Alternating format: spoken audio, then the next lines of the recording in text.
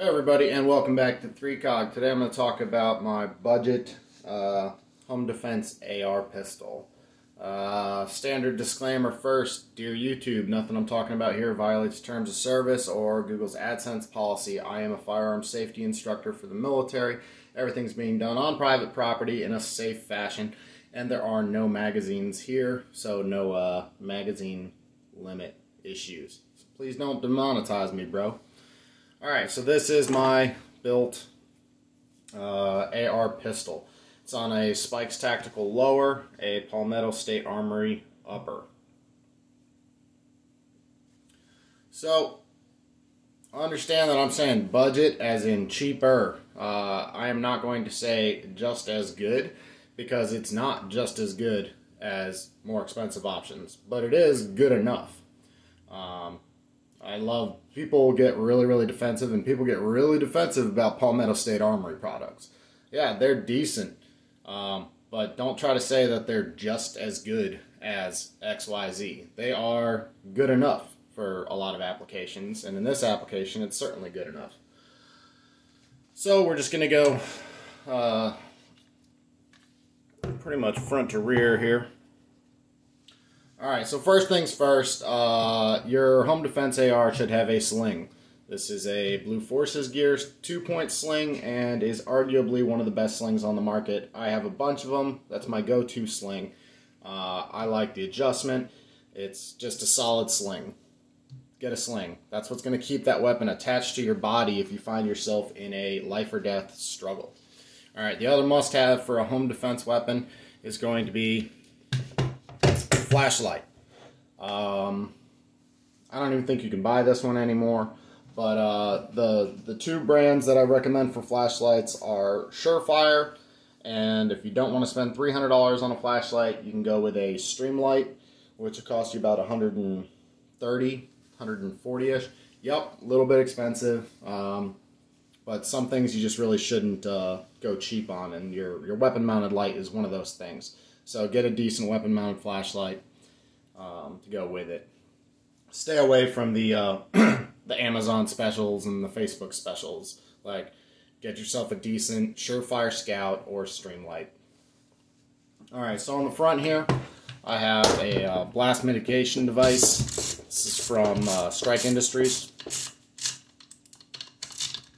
Underneath that, I have a 4-prong flash suppressor.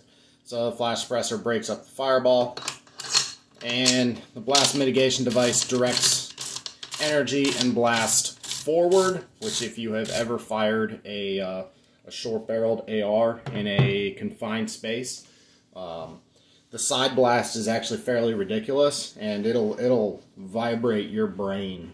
If you've ever done any work inside of a vehicle or inside a CQB environment, you know what I'm talking about. So having the ability to direct some of that energy forward certainly helps. It is not a muzzle brake. It does not tame recoil at all, but it works really well, and it looks good. It's got these motivational tips here on the front if you find yourself within striking distance. So moving back from there, I have a set of backup irons on this. They're nothing special, but they're there and they work. So like I said, this is a Palmetto State Armory upper. It has a 1-inch bull barrel, stainless steel bull barrel, and the reason I went with that is because it was the cheapest. I got the upper for like $200 and I have not had any problems with it, so not bad for the money. It does definitely make it heavier, not end of the world to me, but if you're trying to build a lightweight one, that is not the barrel to go with. Moving back from there, it's a BCM single point spot that attaches to the M-LOK right there. And a lot of the rails that you get now from PSA have M-LOK holes, or not M-LOK holes, have QD holes already in them in places. But this one didn't, so I bought that. Back from there, this is Spikes Tactical lower, and then I put a lower parts kit into it. Always cracks me up when people block out their serial numbers in videos. I don't care if you know the serial number. It's not like you can do anything with that information. So I built this lower as a Spikes Tactical lower, and then I put a parts kit in it. I'm running the Daniel Defense Daniel Defense grip on it. Daniel Defense is my go-to for pistol grips. I run them on all my ARs. I like the more vertical angle. I like the rubberized texture. I like the integral trigger guard because it keeps from chewing up your middle finger if you do a lot of up drills.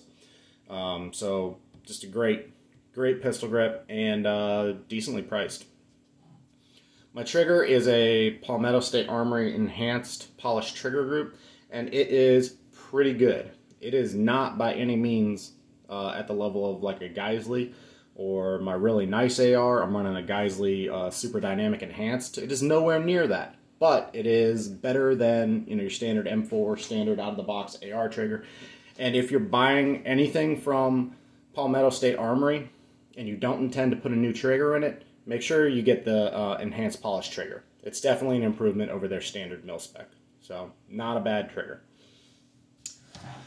Up from there, so I've got an extended latch on my charging handle here. I like running oversized charging handles, or at the very least swapping out the latch and putting in an oversized latch so I can palm the charging handle. It's just a manual of arms thing for me that I like.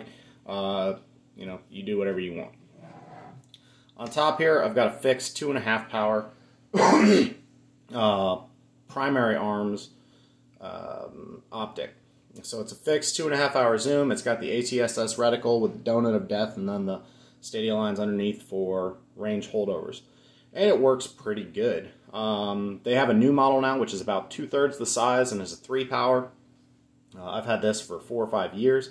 I haven't really had any issues with it aside from one time the battery cap got stuck on and I had to get onto this with a pair of pliers and then get onto this with another pair and hogged it up a little bit, but whatever. In Primary Arms Defense, I did initially contact them and they said to send it in and they would take care of it, and they have a very good warranty, but I just said whatever, locked onto it and got it off.